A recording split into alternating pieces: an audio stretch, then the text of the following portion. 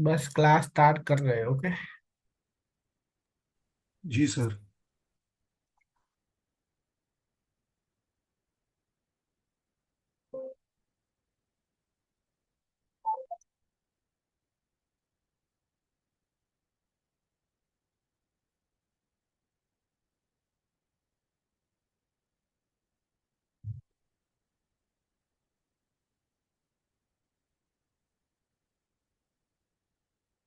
Okay, screen दिख रही है। जी सर। ओके। वैदिक न्यूमरोलॉजी, सॉरी वैदिक एस्ट्रोलॉजी, जिसे हम पराशरी एस्ट्रोलॉजी भी कहते हैं।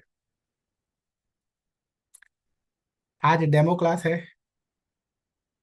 मेरा नाम पंकज चौहान, पंकज कुमार वी चौहान है। ओके। मोस्टली सभी लोग जानते होंगे।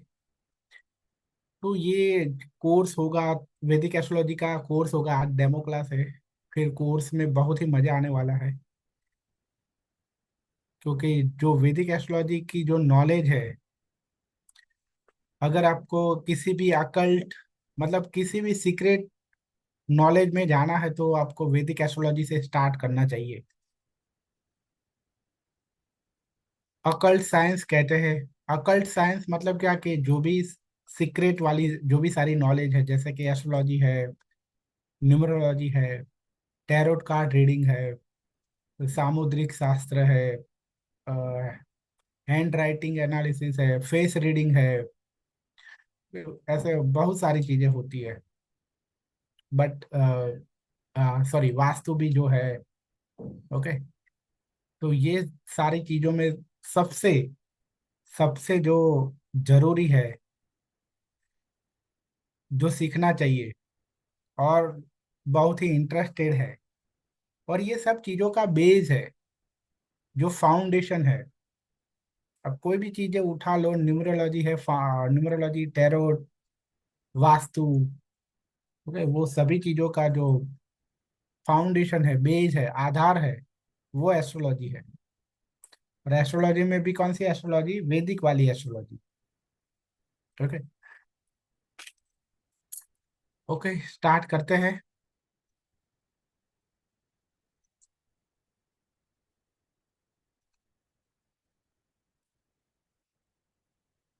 What is astrology? एस्ट्रोलॉजी है वो प्रेडिक्शन की, एक प्रेडिक्शन का साइंस है, जो अर्थ पर जो भी सारी इवेंट होती है। ओके।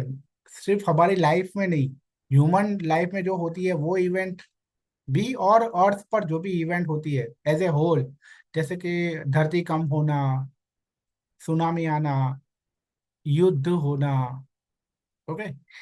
वो सब चीजों, उसका प्रेडिक्शन करना कैसे, नक्षत्र, जोडियाक साइन, प्लैनेट, ये सब की कंडीशन देखकर, ऑब्जर्वेशन करके और इंटरप्रिटेशन करके प्रेडिक्शन करना, उसे एस्ट्रोलॉजी कहते हैं। ओके। लेकिन हम यहाँ जो एस्ट्रोलॉजी पढ़ रहे हैं, वो जो सिर्फ ह्यूमन इवेंट्स, ह्यूमन की जो हॉरोस्कोप देखते हैं हम, वो वाली एस्ट्रोलॉजी पढ़ने वाले हैं। जो अर्थ की जो इवेंट होती है, अर्थ पर जो इवेंट होती है, उसकी एक अलग एस्ट्रोलॉजी आती है, उसे मुंडेन एस्ट्रोलॉजी कहते हैं। वो फ्यूचर में कभी भी पढ़ेंगे हम, मुंडेन एस्ट्रोलॉजी भी।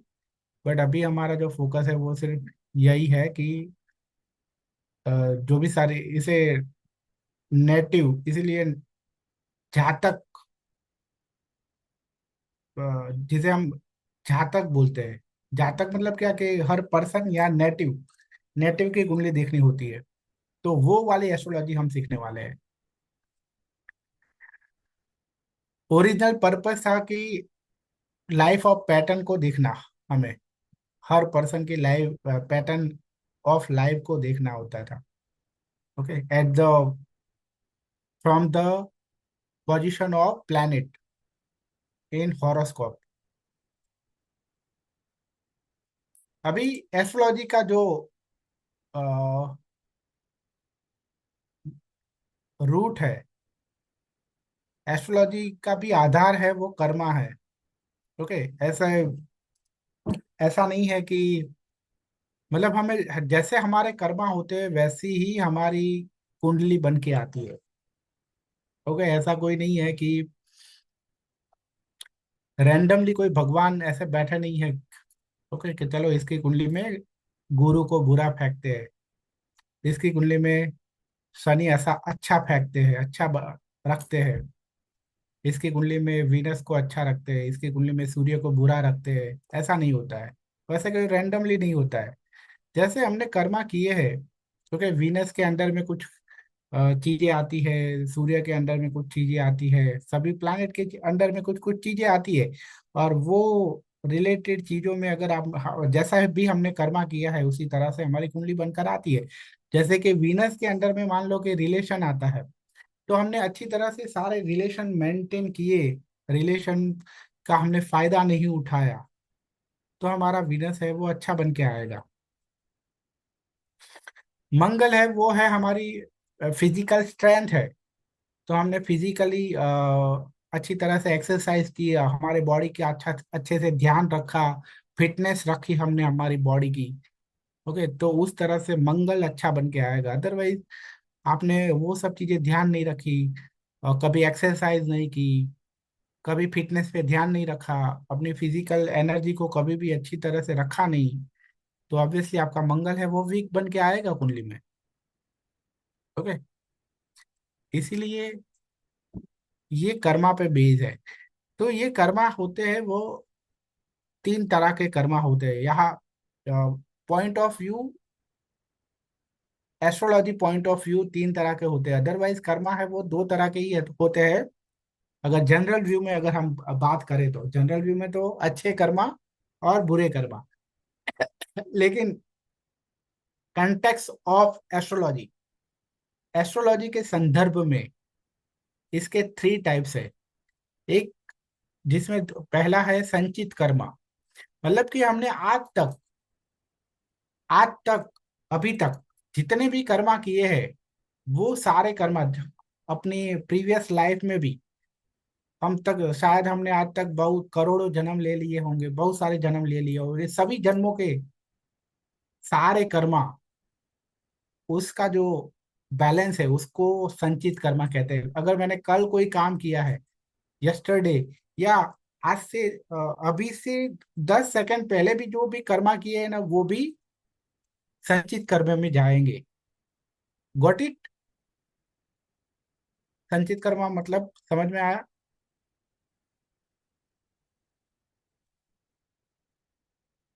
हाँ जी ओके, सर। यस। उसके बाद होता है मैच्योर्ड कर्मा, जिसे हम प्रारब्ध कर्मा भी कहते हैं। मतलब कि संचित कर्मा के इतना ऐसा पार्ट कि जिसका फल भुगतने का टाइम आ गया है। ऐसा भी हो सकता है, नॉट नेसेसरी कि आज से मैंने 10 साल पहले जो कर्मा किया था उसका फल भुगतने का टाइम आ गया हो, नॉट नेसेसरी। ऐसा भी हो सकता है कि कल मैंने जो कर्मा किया था उसका फल आज भुगतने को मिले, और 10 साल पहले जो किया था उसका फल मुझे आज के बाद 10 साल के बाद मिले। Not necessary. वो डिपेंड करता है कर्मा कैसा है, और वो कर्मा का फल मिलने के लिए आपकी वैसी पोजीशन है कि नहीं। क्योंकि मान लो कि कोई कर्मा ऐसा था कि उसका फल आपको भुगतना था कि बहुत ही जानलेवा आपको बीमारी हो जाए। ओके, पर आपका आयुष्य तो 70 साल का था, 70 साल का है, तो भगवान वो बीमारी तो आपको 30 साल में दे नहीं सकते, 35 साल में दे नहीं सकते। तो वो वाला जो फल है उसका मरने के टाइम, मतलब मरने का जब टाइम आएगा करीब, वो टाइम पे उसका फल मिलेगा। ओके, तो इस तरह से होता है। तो ये हम कुंडली से जो हम देख सकते हैं ना, वो यही देख सकते हैं हम।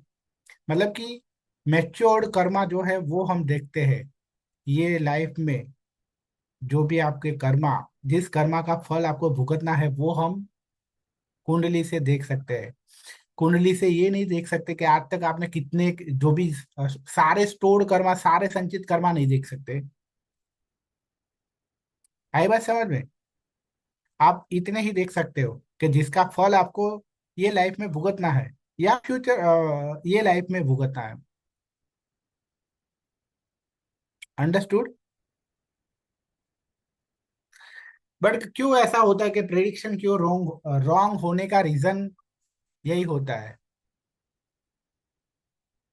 प्रेडिक्शन रॉन्ग जाता है उसका रीजन ये होता है कि आप, अगर कल मैंने कोई बुरा काम किया है, उसका रिजल्ट जो मिलेगा वो आपको कुंडली में नहीं पता होगा। कुंडली से नहीं देख सकते वो। ओके। वो कुंडली से नहीं देख सकते आप। क्रियामन कर्मा, मतलब कि ये वो वाला कर्मा है, this is the Karma that is being created in the present life through current action. ये लाइफ में हमने या प्रेजेंट, सॉरी, प्रेजेंट टाइम में जो भी हम कर्मा कर रहे हैं, या फ्यूचर में जो भी कर्मा करने वाले हैं, उसे क्रियामन कर्मा कहते हैं।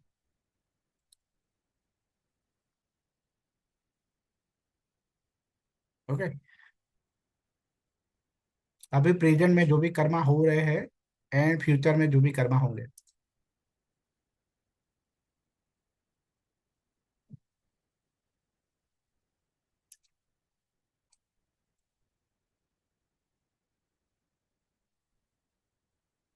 In the present.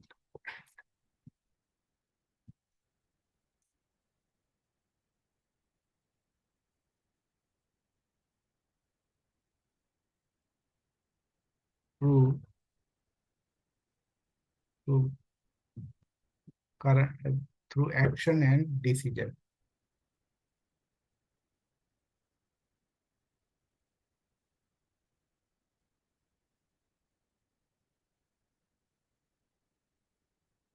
तो ये समझने का जरूरी है कि जितने भी कर्मा, ओके, ऐसा जरूरी नहीं है कि मतलब कि ये, इसीलिए हम कभी कभी, कभी ना कभी आपको कहीं ना कहीं ऐसा सुना होगा कि ये लाइफ में जो भी हमने किया है उसका फल भुगत के जाना है।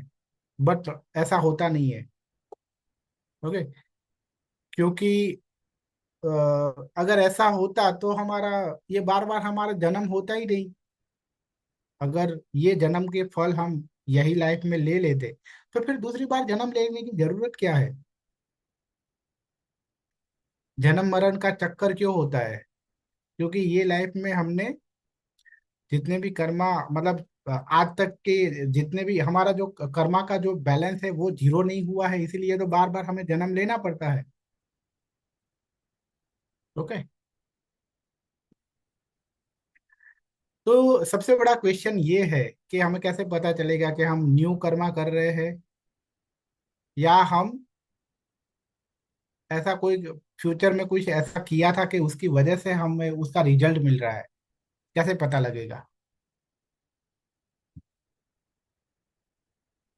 कैसे पता लगेगा कि आप जो भी हो रहा है वो आप अपनी मर्जी से कर रहे हो, या आपके कर्मों का फल भुगत रहे हो, वो चीज।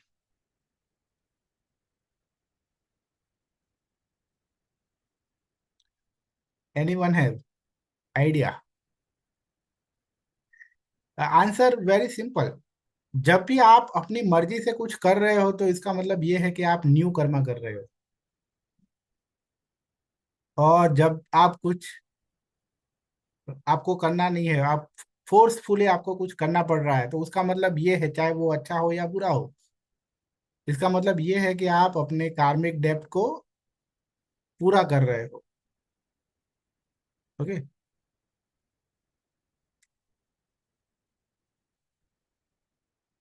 तो एस्ट्रोलॉजी के पिलर्स है 9 planets, 12 zodiac and 12 house.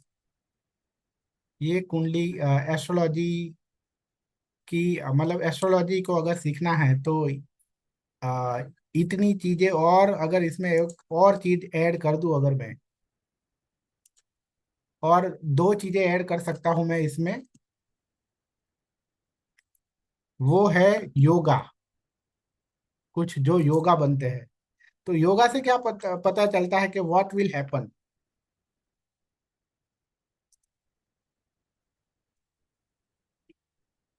Okay. और एक एक चीज है, क्या हो सकती है?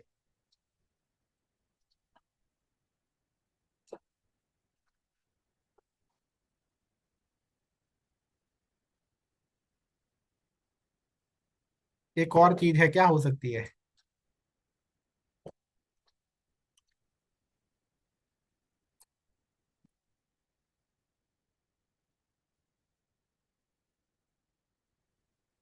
दशा। दशा क्या कहती है? व्हेन विल हैपन, है ना? बस एस्ट्रोलॉजी पूरी हो गई। ये 5 चीजें आप सीख लो, एस्ट्रोलॉजी पूरी हो गई।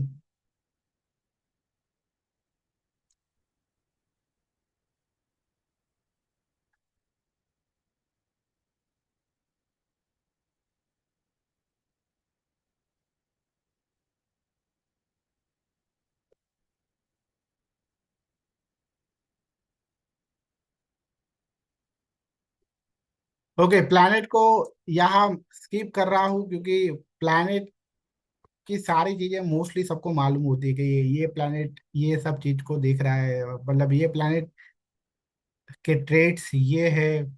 ओके, ये जनरली सबको पता होता है, इसलिए मैं इसको स्किप कर रहा हूँ। जैसे कि सूर्य है वो अ, थोड़ा ईगो वाला है, इसको फ्रीडम पसंद है, ओरिजिनलिटी पसंद है, सेल्फ रिस्पेक्ट पसंद है, लीडरशिप वाले होते हैं, थोड़े मेल ईगो होता है इनके अंदर। ओके, अल्फा टाइप होते हैं, एटीट्यूड वाले होते हैं, सेल्फ सेंटर्डनेस होती है इनके अंदर। तो ये सन है वो मेल है, फादर फिगर है। मून है वो मदर है। तो ऐसे लोगों को क्या है, ये डोमेस्टिक होते हैं, आर्टिस्टिक नेचर होता है, पीस मेकर होते हैं, नर्चरिंग होते हैं, नर्चरिंग करना पसंद होता है, थोड़ा डबल माइंड होता है, डिप्लोमेटिक होते हैं, poetry cooking domestic, poetry cooking और ये सब चीजों में इंटरेस्ट होता है, आर्टिस्टिक नेचर होता है।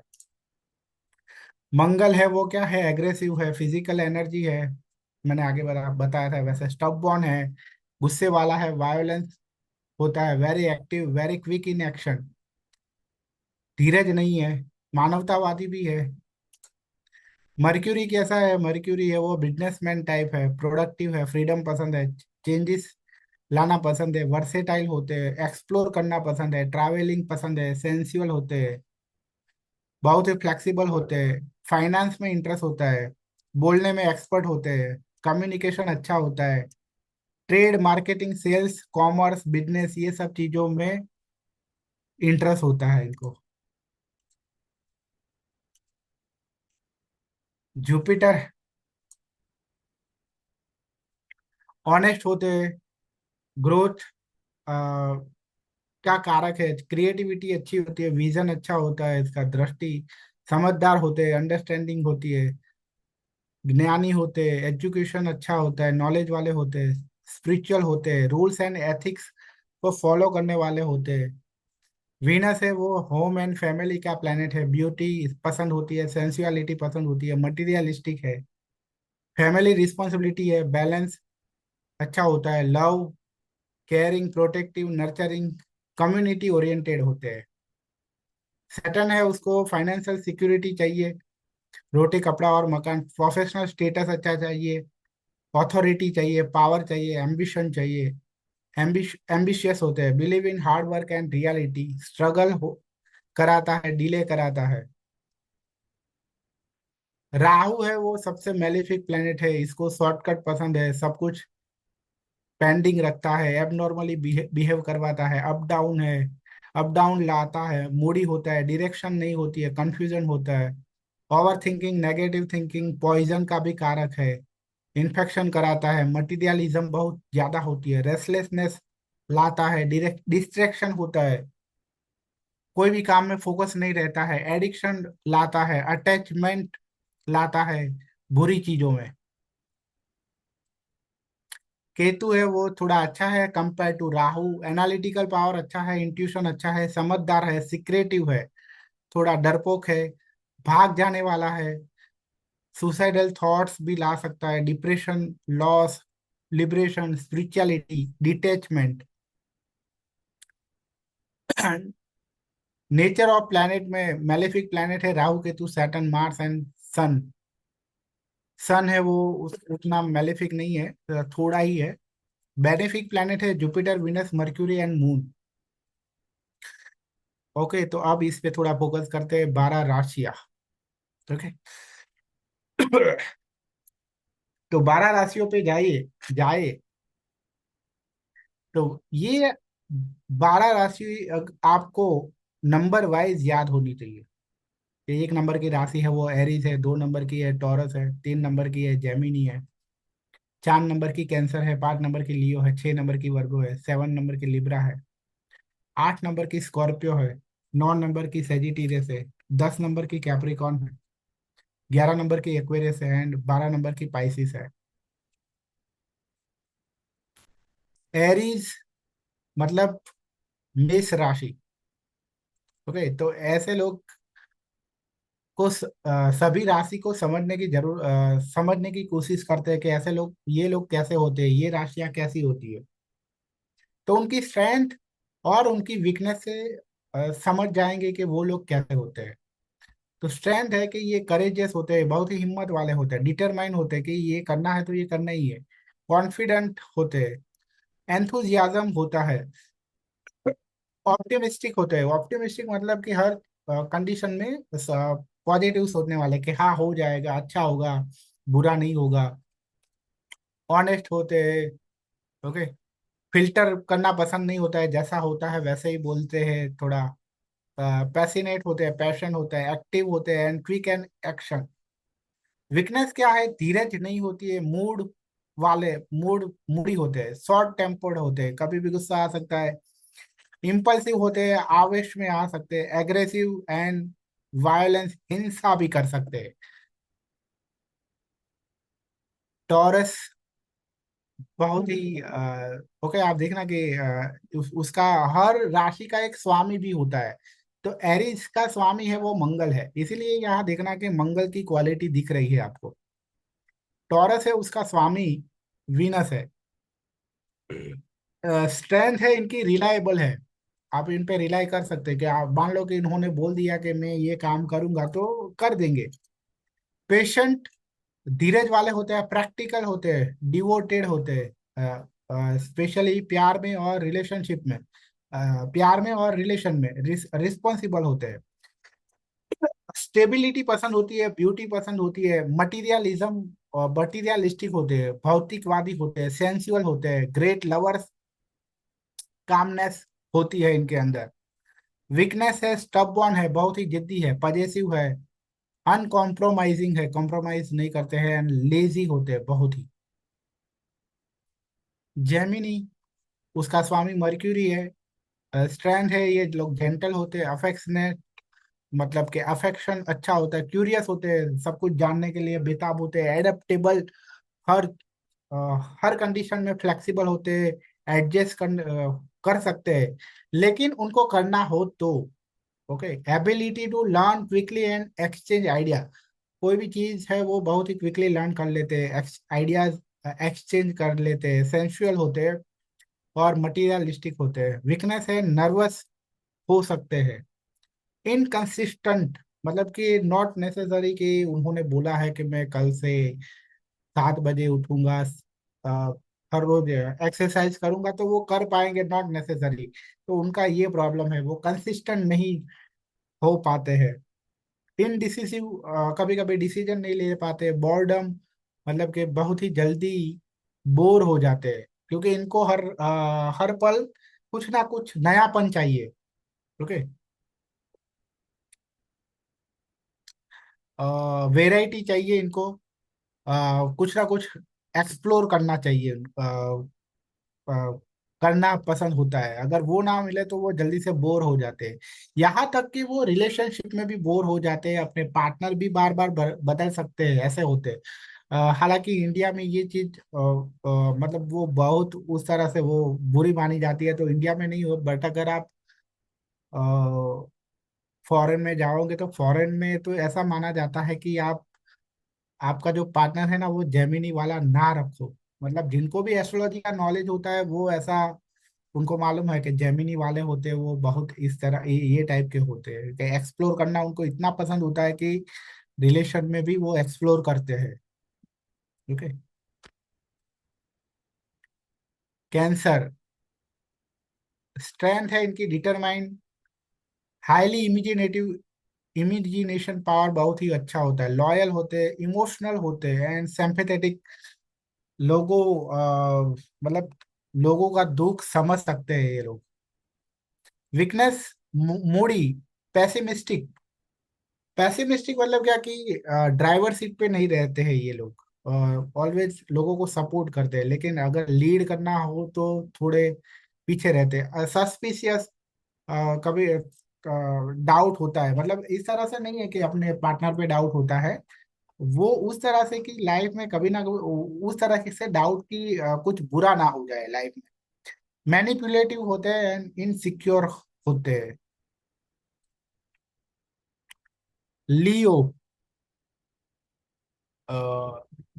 तो इसका स्वामी सूर्य है, स्ट्रेंथ है, क्रिएटिव होते हैं, पैसिनेट होते हैं, जनरस मतलब बहुत बड़े दिल वाले होते हैं, वार्म हार्टेड, रॉयल नेचर होता है, चीयरफुल, बहुत ही सेंस ऑफ ह्यूमर अच्छा होता है एंड रोमांटिक होते हैं।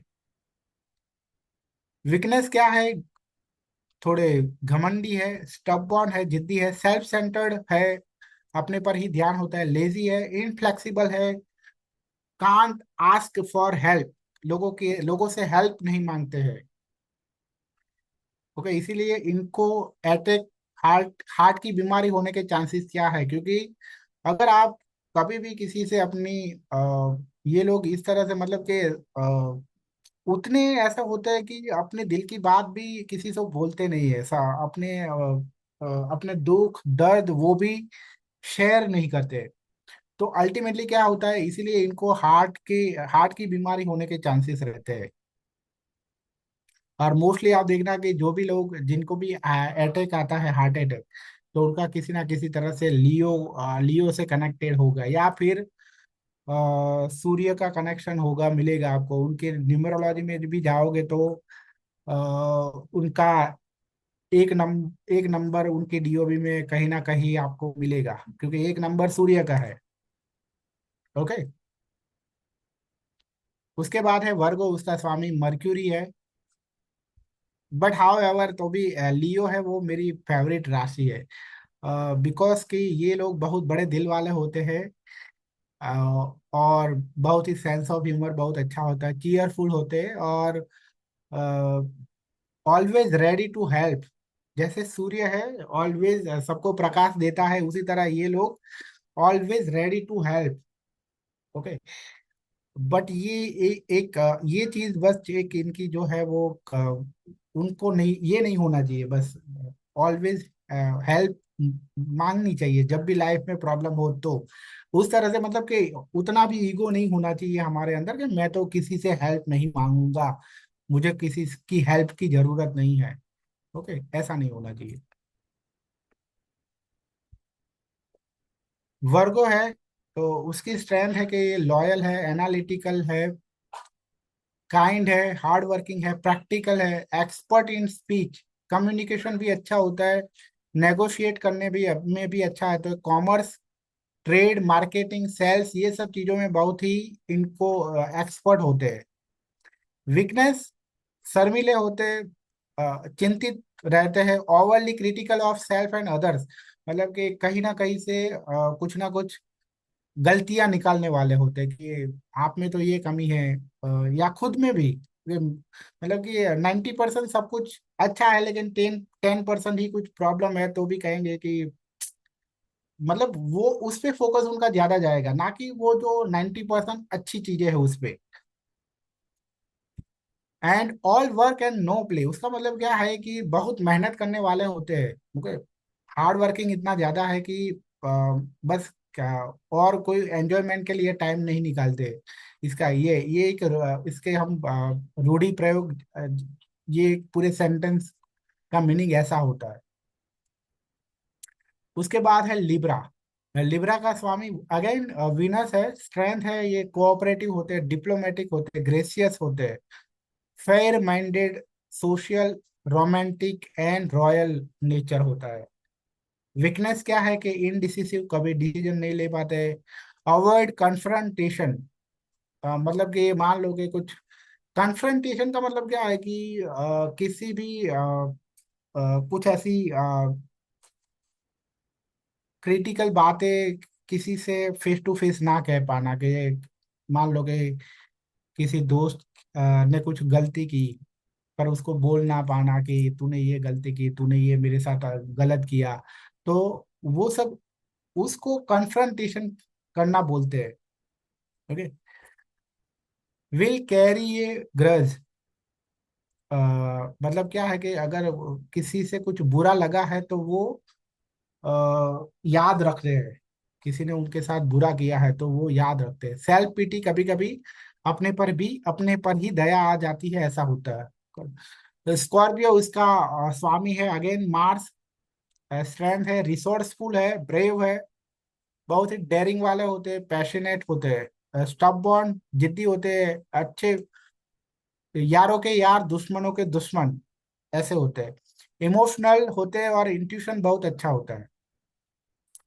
वीकनेस है, वो कभी भी किसी पे जल्दी से ट्रस्ट नहीं करते हैं, जेलेसी होती है, सिक्रेटिव होते हैं बहुत ही, मतलब कि अपने सीक्रेट है वो आप उनसे उनको आप पर बहुत पूरा का पूरा ट्रस्ट आएगा, उसके बाद कहेंगे, तब तक कभी भी अपने सीक्रेट कहेंगे नहीं। वायोलेंट अगेन, जैसे कि मंगल की राशि है तो हिंसा भी कर सकते हैं, हार्श स्पीच होती है। सेजिटेरियस स्ट्रेंथ है, जनरस, बड़े दिल वाले होते हैं, idealistic, great sense of humour, creative and joyful. Weakness क्या है, promise more than can deliver, मतलब जितना दे सके, जितना कर सके उससे भी ज्यादा प्रॉमिस करते हैं। वेरी इम्पेशेंट, धीरज नहीं होती है। Well say truth no matter how undiplomatic, always सच बोलते हैं, लेकिन सामने वाले को बुरा लगे तो ऐसा नहीं सोचते कि सामने वाले को बुरा लग जाएगा। मतलब कि मान लो कि कोई अंधा है तो वो ऐसा बोल देगा कि तू तो अंधा है। ओके। हालांकि उनके दिल में ऐसा कुछ बुरा लगाने का वो नहीं होता है, लेकिन मतलब कि उतने भोले होते हैं कि इस तरह से ये सारी उनको जल्दी से ये चीज दिमाग में नहीं आती है कि ये बात का उनको बुरा लग सकता है। उनको तो बस ऐसा ही होता है कि मैं तो सच बोल रहा हूँ। ओके, ऐसा होता है। बट कभी भी कोई अंधा है या उसको फेस टू फेस तो नहीं कहना चाहिए ना कि तू तो अंधा है। ओके, मतलब कि वहाँ हम डिप्लोमेटिक बनते हैं, ऐसा बोल सकते हैं ना कि तेरी आंखें का बुरी है, तू देख नहीं सकता, ऐसा बोल सकते हैं, लेकिन अंधा है ऐसा तो नहीं बोलना चाहिए। ओके, तो ये होता है सेजिटेरियस के केस में। दो है ना। उसके बाद है कैप्रिकॉन। कैप्रिकॉन है, उसका स्वामी है सैटर्न। स्ट्रेंथ है, ये रिस्पॉन्सिबल है, डिसिप्लिन वाले है, सेल्फ कंट्रोल बहुत ही अच्छा होता है, अच्छे मैनेजर बनते हैं एंड वर्कहॉलिक होते हैं। Weakness, know it all attitude, इसका मतलब ये है कि मैं ही सब कुछ जानता हूँ, ऐसा है एटीट्यूड। अनफॉरगिविंग, फॉरगिव नहीं करते। कंडेंसनिंग होते हैं, इसका मतलब ये है कि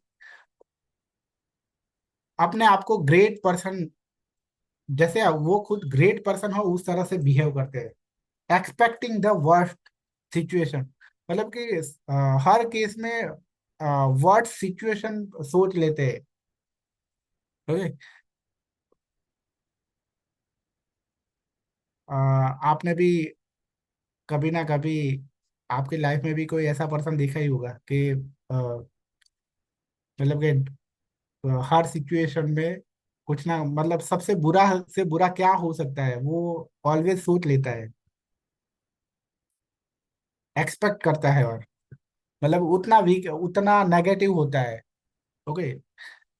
वे एक्वेरियस है, ये भी अगेन सैटर्न की राशि है। ये लोग, पर आप देखना कि दोनों राशि में कितना फर्क है।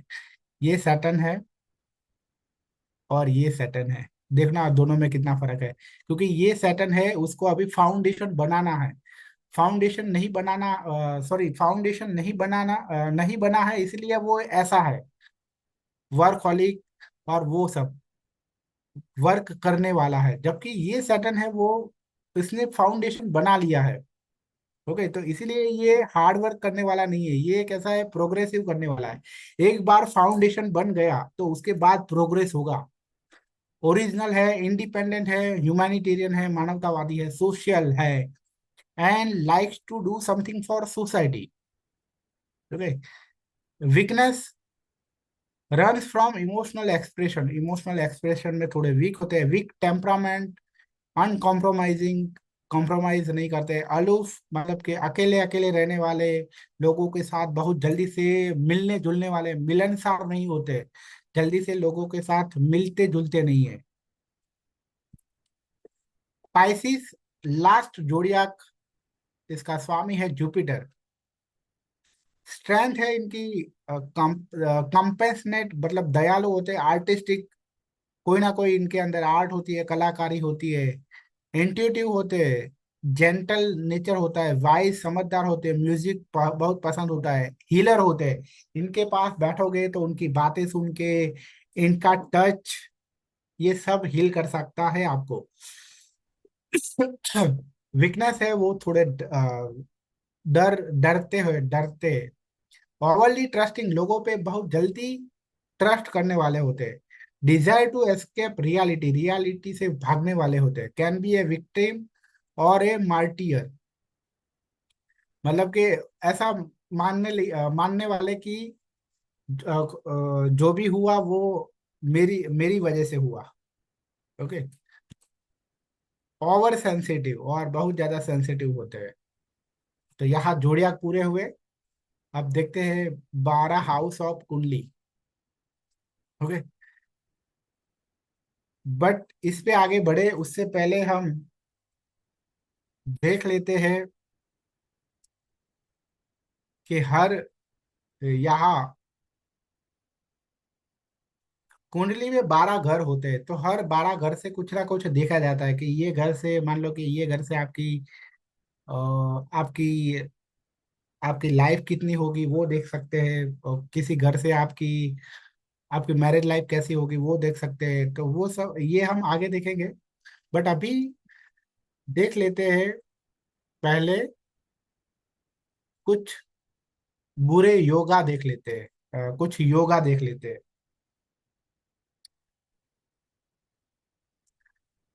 जैसे कि सूर्य ग्रहण और चंद्र ग्रहण। ओके, तो सूर्य ग्रहण कब होता है कि अगर किसी की कुंडली में राहु और सूर्य साथ में हो, एक ही घर में हो, या एक मतलब एक ही घर में हो, एक साथ हो, तो उसे सूर्य ग्रहण कहते हैं।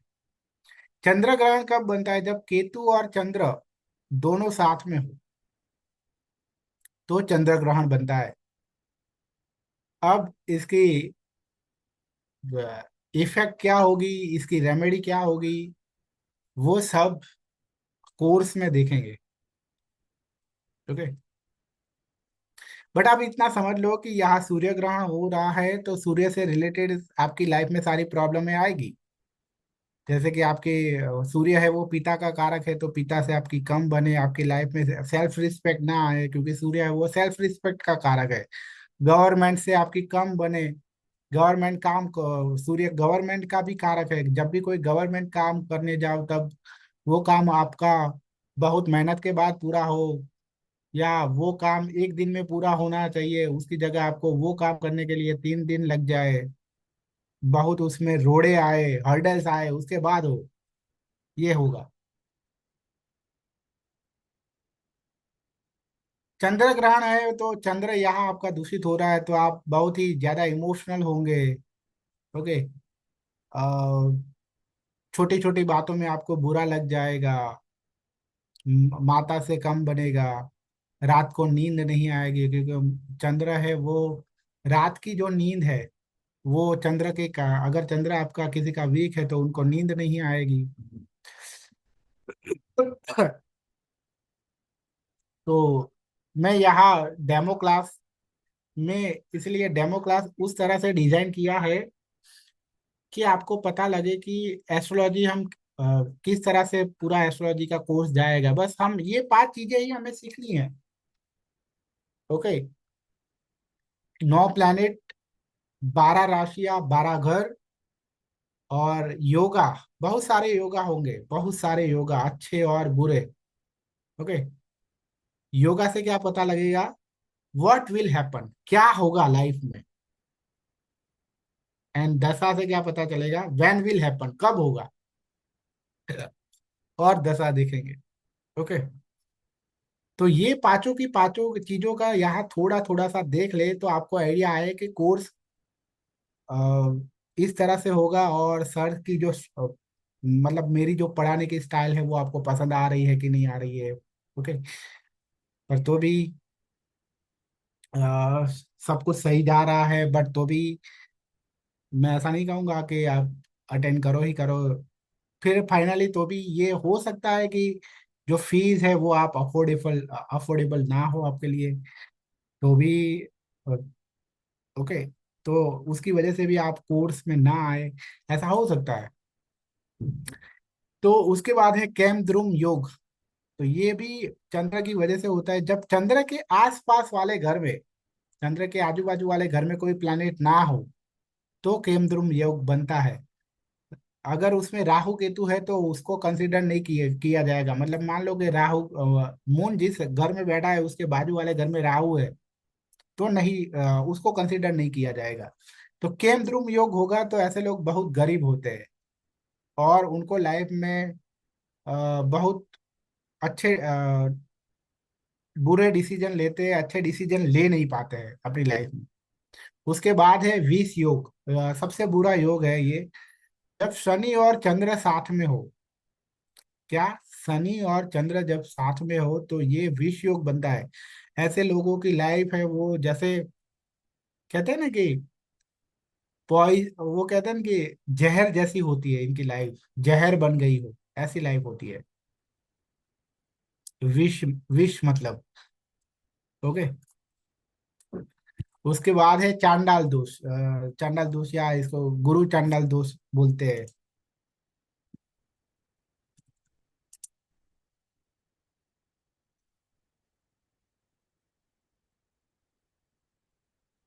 चांडाल योग इज फॉर्म इन एनी कुंडली व्हेन जुपिटर एंड राहु साथ में हो। जुपिटर, गुरु और राहु अगर साथ में हो तो चांडाल दोष बनता है। तो चांडाल दोष वाले होते हैं उनको, क्योंकि गुरु यहाँ डैमेज हुआ, गुरु डैमेज हुआ तो मतलब कि समझदारी गई, अक्ल गई।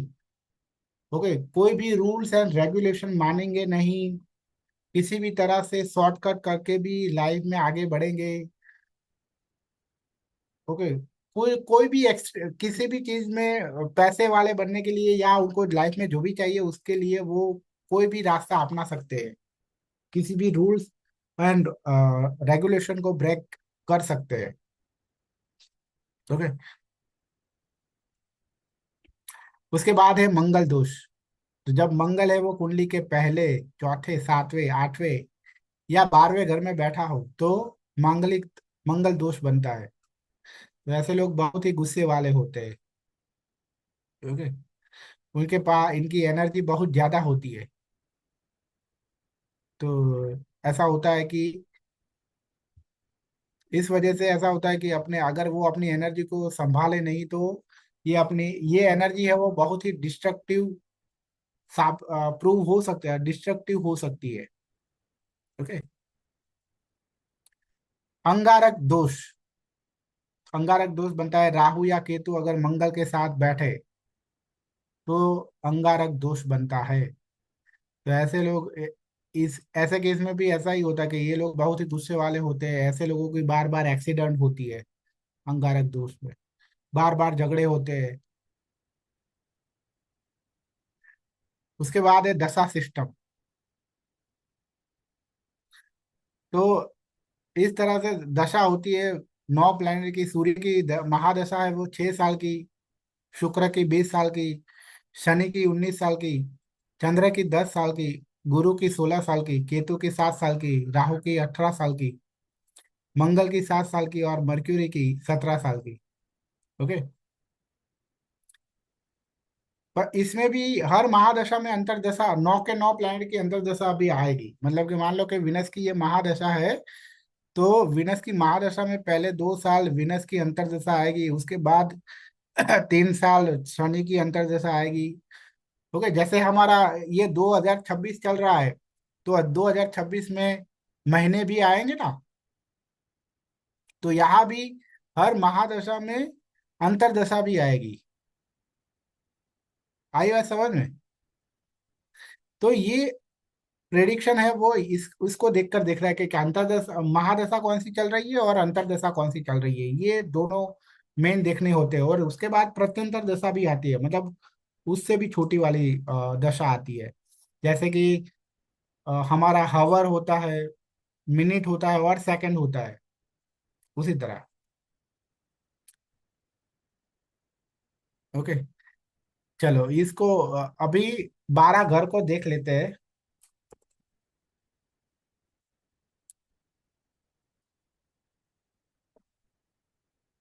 तो पहले घर से देखा जाता है आपकी आइडेंटिटी, पर्सनालिटी, आपका बॉडी, आपका ego, self image, consciousness, appearance, temperament और आपका नेचर। ये सब पहले घर से देखा जाता है आपके। दूसरे घर से देखा जाता है कि आप किस चीज को वैल्यू देते हो, आपकी स्पीच, आपका पोजीशन, मतलब कि आपके पास जो भी सारी चीजें हैं वो, आपका asset, bank balance, saving, family, early study and early days of life, ये सब चीजें आपके सेकंड हाउस से देखी जाती है। थर्ड हाउस से देखा जाता है कि आपका जो कम्युनिकेशन है वो कैसा है, वो आपकी स्किल, आपकी क्यूरियोसिटी, आपके सिबलिंग कैसे होंगे,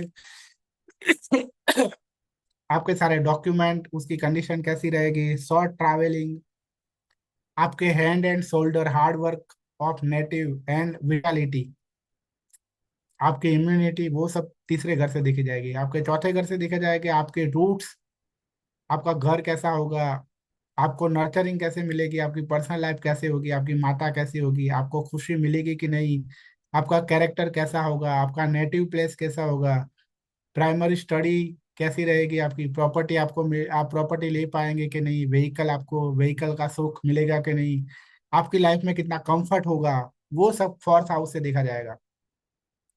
फिफ्थ हाउस से देखा जाएगा कि आपका सेल्फ एक्सप्रेशन कैसा है, आपका पैशन कैसा है, आपकी लव लाइफ कैसी है, आप रोमांटिक होंगे कि नहीं, आप फन और एंटरटेनमेंट कैसा है, आप casual sex, inner child, pleasure, children, मतलब आपके जो बच्चे हैं वो आपको होंगे कि नहीं, आपकी क्रिएटिविटी, एजुकेशन एंड इंटेलिजेंस देखा जाएगा। छठे घर से देखा जाएगा आपकी health, daily routine and daily task, आपकी जॉब, आपको लोन मिलेगी कि नहीं, आप लोन, आपकी सर्विस, आपकी ड्यूटी, आपका डेब्ट, एनिमी एंड कंपटीशन।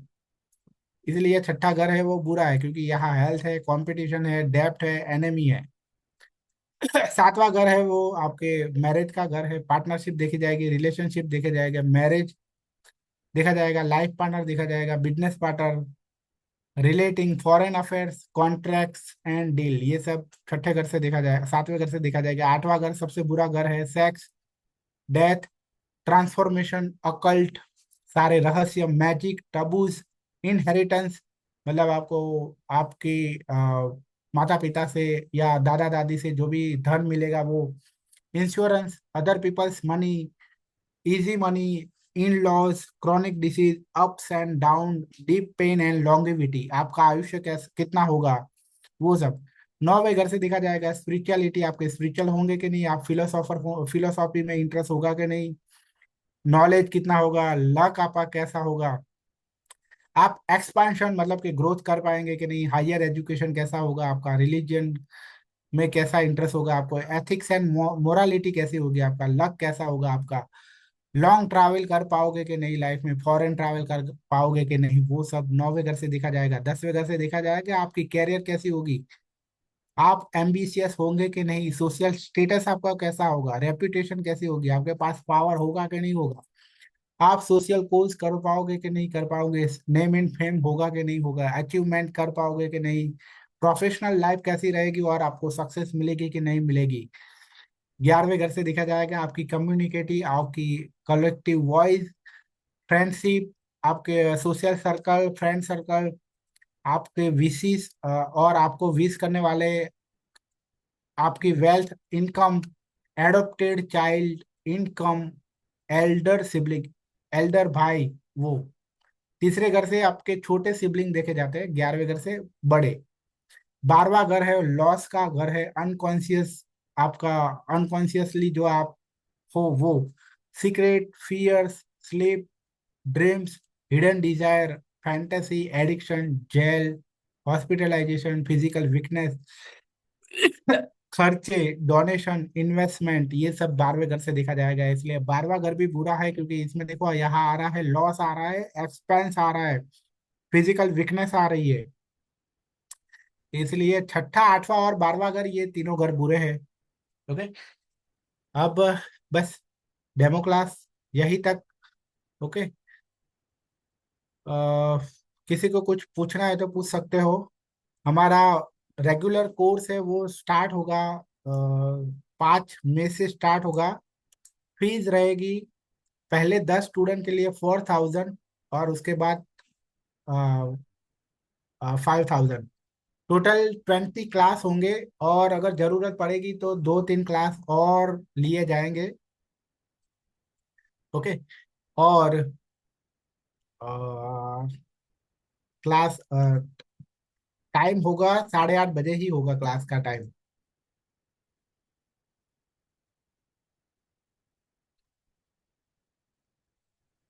किसी को कुछ पूछना है तो पूछ सकते हो, कोर्स रिलेटेड, या अभी हमने जो भी सिखाया वो, जो भी हमने पढ़ा वो, या और भी।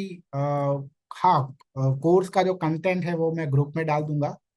मतलब कि यहाँ भी सब पर तो भी स्पेसिफिक उस तरह से किसी को पूछना हो कि सर क्या ये चीज कवर होगी कि नहीं होगी, वो सब।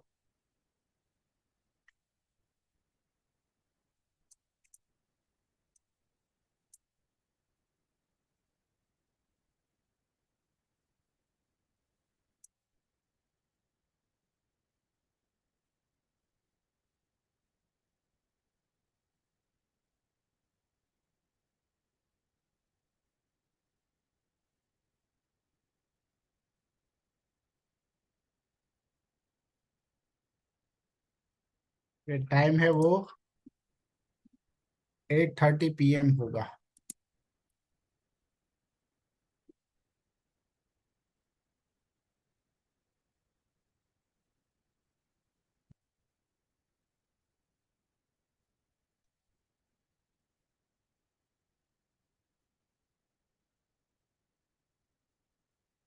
इसका स्क्रीनशॉट कोई ले लो, अगर फोन से ले रहा है तो, और स्क्रीनशॉट लेके मुझे भेज दो, इसका स्क्रीनशॉट लेके मुझे भेज दो, तो मैं ग्रुप में भेज दो ये।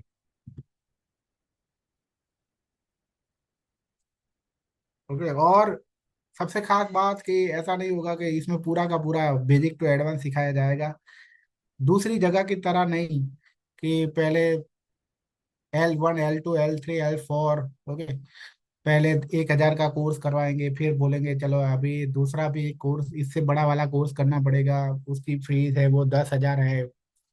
अभी एक लास्ट लेवल वाला है, उसकी फीस 25,000 है, ऐसा नहीं है। यहाँ सब कुछ सिखाया जाएगा सिर्फ 4000 में। ओके। 20 क्लास में।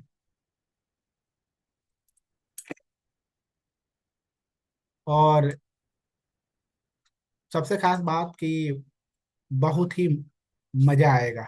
मतलब इसके बाद आप कहीं पे भी जाओगे तो कहीं पे भी आपको मजा नहीं आएगा। मतलब यहाँ एक बार पूरा, आप एक डेमो क्लास से इतना अंदाजा लगाना मुश्किल है कि, ओके, बट तो भी एक डेमो देना पड़ता है, इसलिए डेमो दिया। बट पूरा कोर्स अटेंड करो, या ऐसा हो तो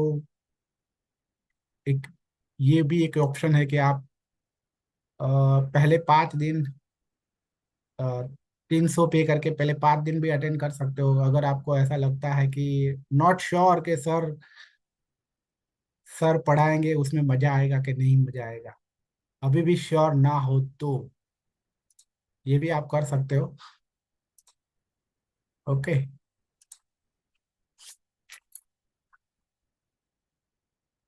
एग्जैक्ट 1 आवर हो गया है।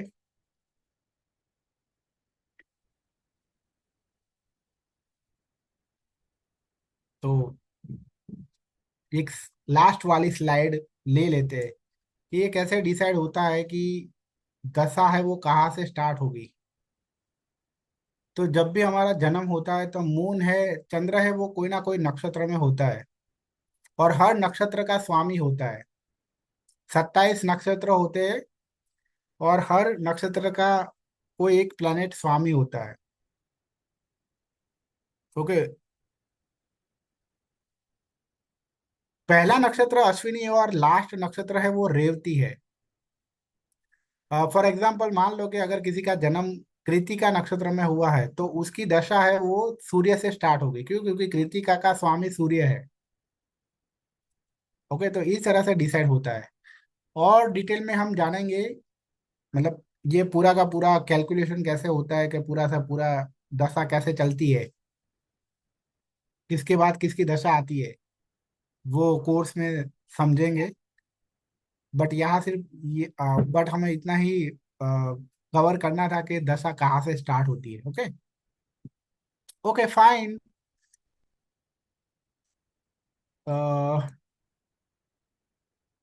मिलते हैं। अभी भी शायद एक प्लानिंग ऐसा है कि 8:30 बजे शायद सबको शूट ना हो, तो एक ऐसा है कि एक एक डेमो 7 बजे भी रखना है। ओके, ऑब्वियसली आप लोग सब यही चीज होगी, तो फिर से अटेंड करने की जरूरत नहीं है। सिर्फ मैं आपको बता रहा हूँ। ओके। और अगर आपको ऐसा लग रहा है, मतलब फिर से भी अटेंड करने की इच्छा हो तो कर सकते हो। ओके। ओके। तो मिलते हैं कोर्स, अभी मिलेंगे डायरेक्ट कोर्स में। ओके। किसी को आई होप कि किसी को कुछ पूछना नहीं है। Okay. Good night and thank you everyone.